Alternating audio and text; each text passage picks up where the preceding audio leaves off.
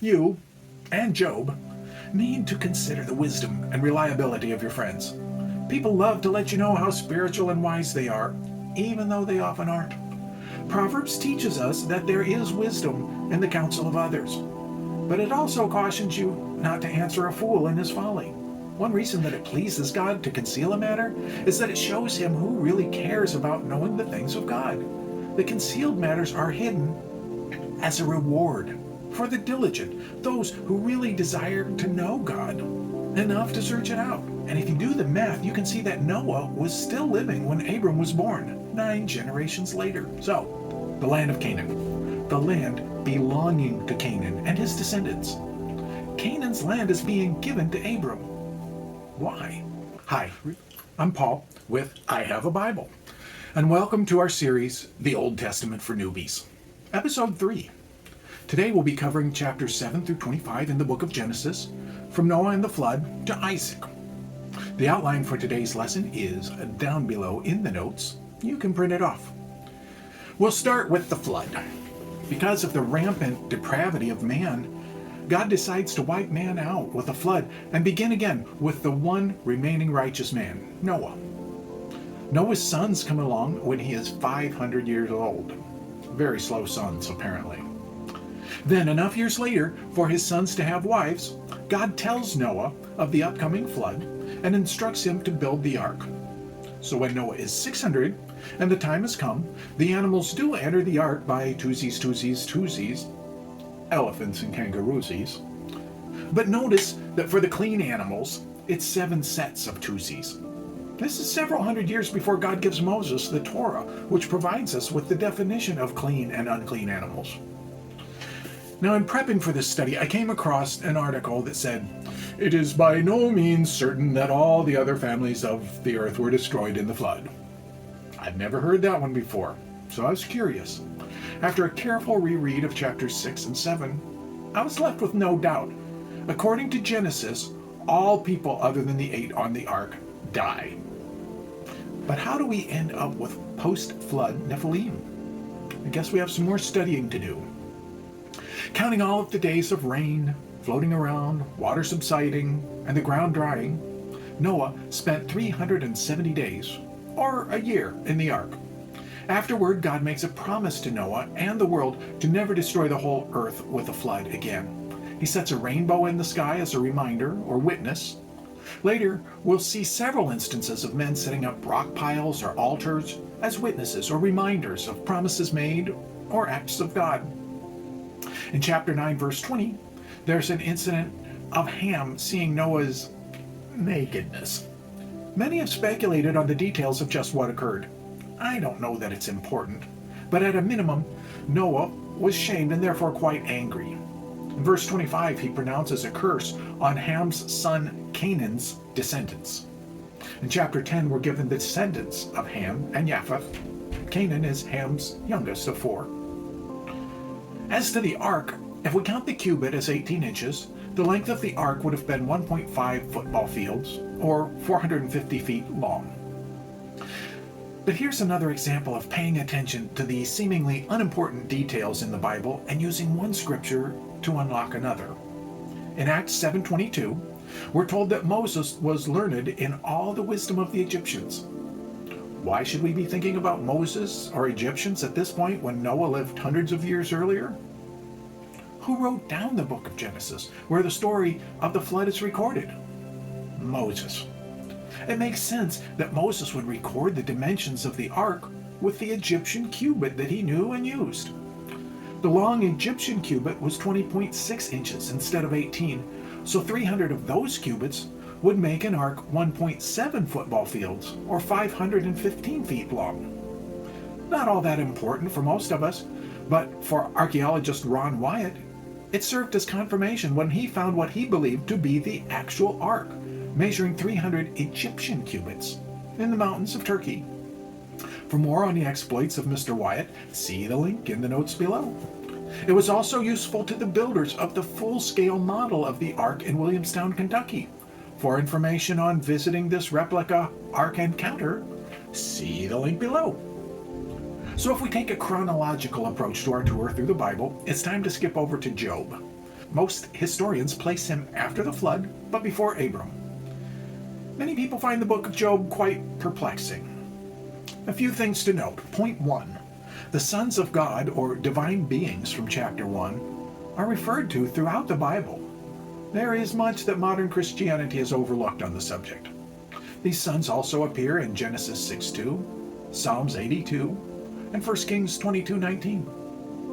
Point 2. God was correct when he told the Satan that Job would not betray him. Yeah, the Satan. It's a title, not a name. If you ever hear a Bible teacher going on about Ha-Satan, as affected as it sounds to our American ears, it's actually correct. The ha prefix just means the. Satan instead of Satan is standard Hebrew pronunciation, putting the emphasis on the last syllable. So point 3, you and Job need to consider the wisdom and reliability of your friends. People love to let you know how spiritual and wise they are, even though they often aren't. Proverbs teaches us that there is wisdom in the counsel of others, but it also cautions you not to answer a fool in his folly. Even though others have offered you their wisdom, you're ultimately responsible for your own decisions. So learn to listen to God. Point 4. God is sovereign over the earth and mankind that he created. And therefore, he did not owe Job an explanation or have anything to apologize for. Now let's pick up our Genesis account in chapter 11. Here we have the story of the Tower of Babel. Notice that there are only 9 verses out of the whole Bible dedicated to this story. Why even include it at all? What do we learn from it? Well, recall our admonition from Proverbs 25, that it is the pleasure of God to conceal a matter, and the glory of kings to search it out. I love to have things explained to me in great detail. It's the easiest way to learn, and it leaves no ambiguity. But it also demonstrates zero diligence or desire to know. One reason that it pleases God to conceal a matter is that it shows him who really cares about knowing the things of God. The concealed matters are hidden as a reward for the diligent, those who really desire to know God enough to search it out. So with our 9-verse story here, what the people decided to do didn't sound like a problem to me. I wondered why God was upset with them. But I had to wonder and desire to know enough to carry the question around in my head until months or years later, until I encountered Genesis 9:1 again. Now, God told Adam and Eve to be fruitful and multiply. That's what I remember. But I noticed in Genesis 9, he adds, and fill the earth. Much to my chagrin, he said the same thing to Adam and Eve. But it's an easy point to miss. It's not the part that's always quoted. You really need to be paying attention and searching. In fairness, I heard someone else point it out. Now in 11:4, the people of Babel say, to make a name for ourselves, else we shall be scattered all over the world. God wanted them to scatter, to fill the earth. He told them, by extension through their ancestor Noah, to fill the earth. They're trying to stay in one place and therefore in rebellion against God. God scattered them anyway. This is a method of learning that involves inferring hidden meaning from small clues hidden in plain sight. Inference isn't the concrete proof that I would like to have, but it's far from useless. We need to learn to take what we have, the Bible, and make the most of it. Will it always be correct? No. But that's okay as long as you realize the difference between what you know for sure and what you think is probably true. So moving on, in Genesis 11:10-32, we follow Shem's lineage all the way to Abram. The descendants of Shem are the Shemites, or we know them as Semites. And if you do the math, you can see that Noah was still living when Abram was born, 9 generations later. Then in chapter 12, God starts over once again with Abram. But this time he doesn't destroy the earth with a flood. Promise made, promise kept. His blessing on Abram in verse 2 is beautiful and awesome. In verse 7, he promises Abram the land of Canaan. And growing up, it seemed almost silly to me to be given the information of the name of the land Abram was being given. I didn't know ancient Middle East geography, so it might as well have been the land of Timbuktu. But wait, we're only 12 chapters into the Bible. It's way too early to be paying so little attention. Where have you heard the name Canaan before? How about Ham's son? Oh, I wasn't paying attention to that part. I thought it was just filler. Understand this. There is no filler in the Bible. So, the land of Canaan. The land belonging to Canaan and his descendants. Canaan's land is being given to Abram. Why? Remember Noah's curse on Canaan in chapter 9, verse 25? And if you reread the list of Canaan's descendants, it reads like the who's who of nations that Israel will spend the next several hundred years battling in conquest for their land after the Exodus. In chapter 13, verse 4, Abram invokes God by name, Yahovah. Where have we heard that before? I told you they called on God by name a lot. Not a bad habit to start. In 1513, the 400-year enslavement of Israel and the Exodus are foretold. In 1504, God first promises Abram an heir. It's a common theme in the Bible that God will do things in supernatural ways and foretell them to demonstrate to man that an event is of his doing and choosing, like Israel's enslavement in Egypt. This happens with the heir. It seemed impossible for Sarah to conceive at 90 years of age, so Abram helps out God by fathering Ishmael with Sarah's handmaid Hagar. However, God chooses to do things his way, and 90-year-old Sarah does give birth to Isaac, the child of promise, just the way God promised. After Abram's intended obedience to sacrifice this much-loved son of promise, God stops Abram in the act and makes a covenant with Abram and his descendants.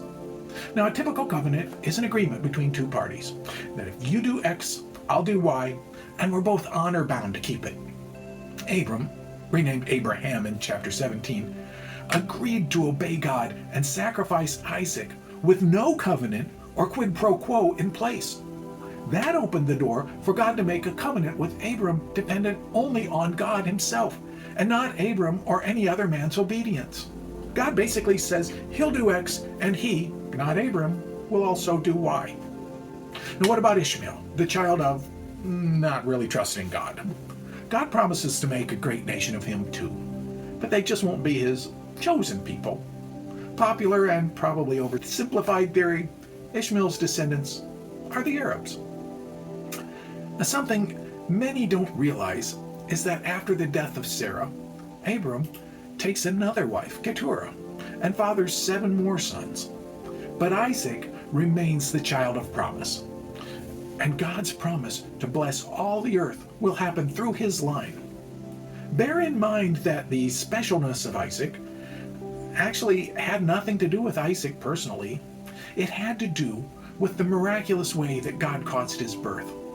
If any man did anything special, it would have been Abraham agreeing to obey God and sacrifice his son of promise. I'd love to keep going, but we're out of time. I'm having to skip over many important stories to get through this in a reasonable amount of time. But remember, this study is not meant to replace your reading of the Bible for yourself. It's meant to provide a historical framework to help you place people and events into their proper context as you read about them. So go and read chapters 7 through 25 of Genesis. It's very good reading. And then memorize this lesson's outline. Again, if you don't memorize all of the begats in order, at least get familiar with them. It's not filler. Next video, we'll continue with Isaac. Thanks for watching. And we're running a special this week only.